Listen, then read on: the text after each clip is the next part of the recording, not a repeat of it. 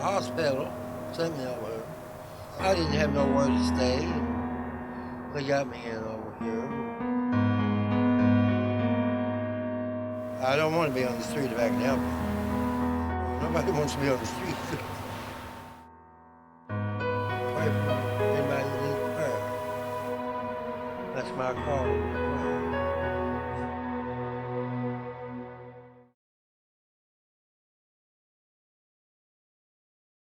Eric Hughes is one of many homeless people from outside of the area that is now stuck in Louisville, Kentucky. Lewis County, Kentucky.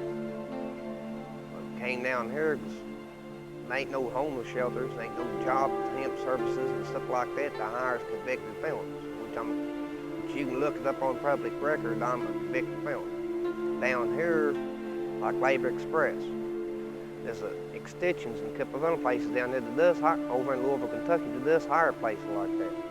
People like that, the cases on them, but they got so many people they can't send everybody else and there's a limited amount of jobs. Like the Wayside over, it's a homeless shelter now. And there's a couple of other homeless shelter places, but they're only limited to so many people over in Kentucky, and I don't know any place over in Indiana to go to. Eric said that he cannot reach out to his family for help.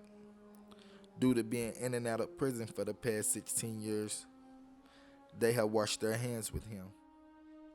I'm 36 years old. Since I was 18 years of age, I've been 16 and a half years in the lockup system somewhere. Probably 95% of us out here have a felony. You know what I mean? It's very common. I have a felony from 10 years ago. Burglaries, escape, thefts, theft of motor vehicles, theft of a four-wheeler, outrunning the law, escaping from the jail. That stops us from getting housing. That stops us from getting jobs. It's,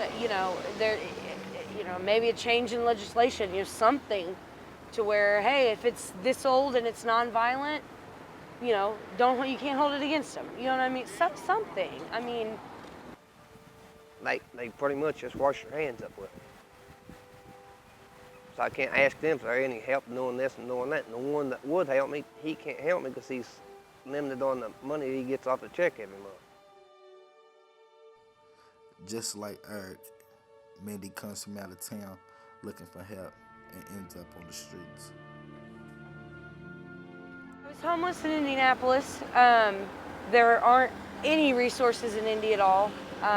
So one day I had my mom give me some money and I jumped on a bus. And my family's originally from southeastern Kentucky, so it's always felt like home. This is just as far as I could make it. Addiction is one of the leading factors to homelessness. Many struggle with the problem. I thought, I don't know if everybody, but I thought that I could keep using, and be okay forever. And for a while I did. For a while I used and I worked and I paid my bills and I, had a place to live. But eventually that doesn't happen. Eventually it will all go away and you will end up, I never thought, I'm about to be 32 years old. And I never thought in my wildest dreams, drug addict or not, that I would end up sleeping under a bridge.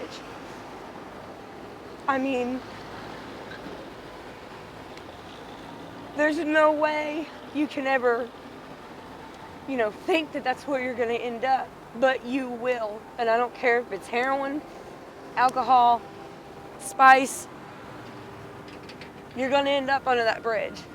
You will. It may take months, it may take years, it may take decades. It took me over 10 years. I've been an addict for well over 10 years. And it didn't put me under a bridge until, this year. Teresa Boyd, member of Coalition for the Homelessness, said addiction is one of many problems leading to homelessness.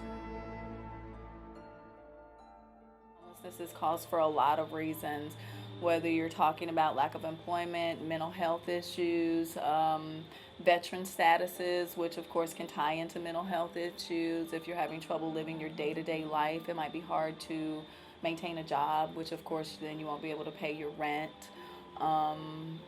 It's a compacting issue. I can't say there's one issue that causes homelessness. According to JCPS, for the academic 2008 to 2009 school year, more than 8,000 students were homeless.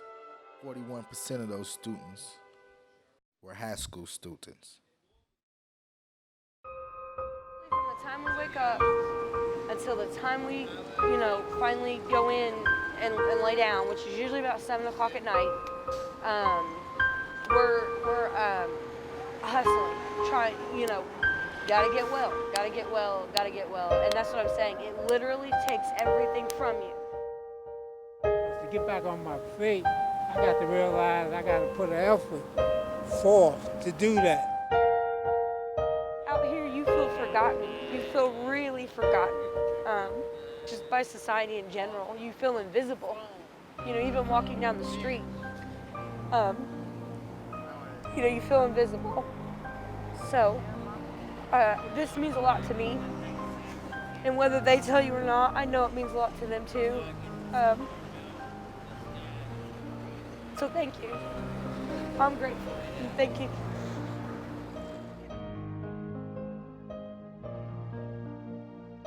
The best advice I can give them is to get off drugs and alcohol and stay clean.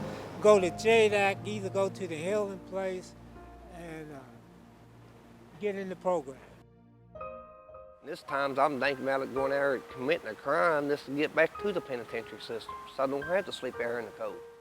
I'm homeless and I'm poor too, but if I have a cigarette, if I have, a few cigarettes and somebody asks me for one, I will give it to them. If I have spare change and I'm asked for it, I give it, because things are given to me and her every day. Stay sober. It's that simple. You know what I mean? Getting high will destroy your life.